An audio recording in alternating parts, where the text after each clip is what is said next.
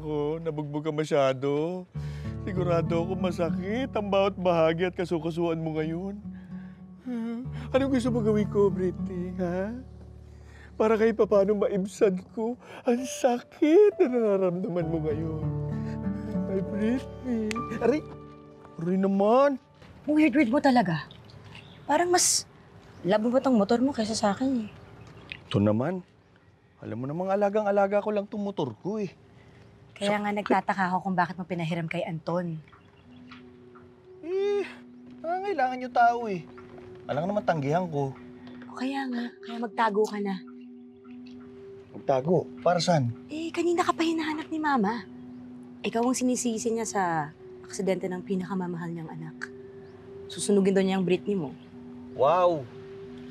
Aksidente lang yung nangyari sa motor ko, no?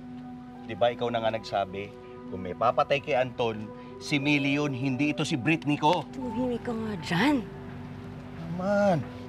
Pag marinig ka ni Mama, o lalo pang kukulo yung tugunan sa'yo. Oo na, sige na. Sabi ko nga eh.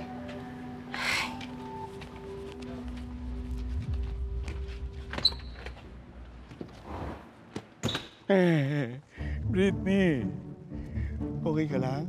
Ha? Alam ko na, boss. Yung janitor, siya nagturo sa'yo.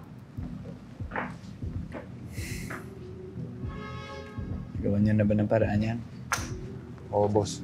Yung boys lang bahala sa kanya. Good.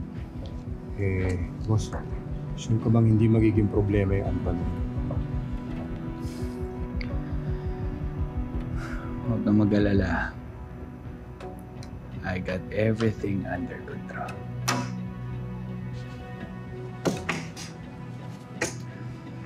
Pwede ba huwag na natin pag-usapan muna yung Anton na yan? Namalas lang ako eh.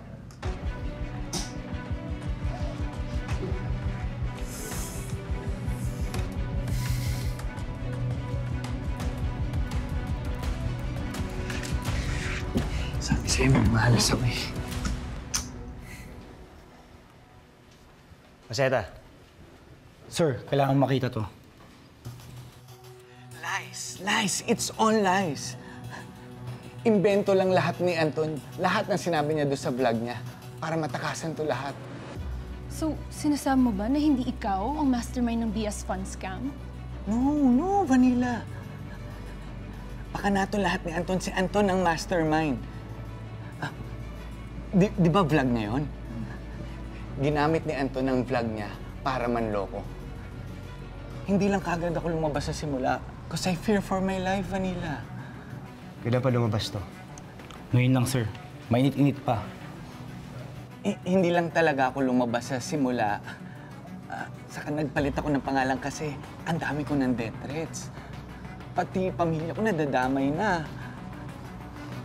Kaya enough is enough. Kailangan malaman na ng buong mundo kung ano ang totoo.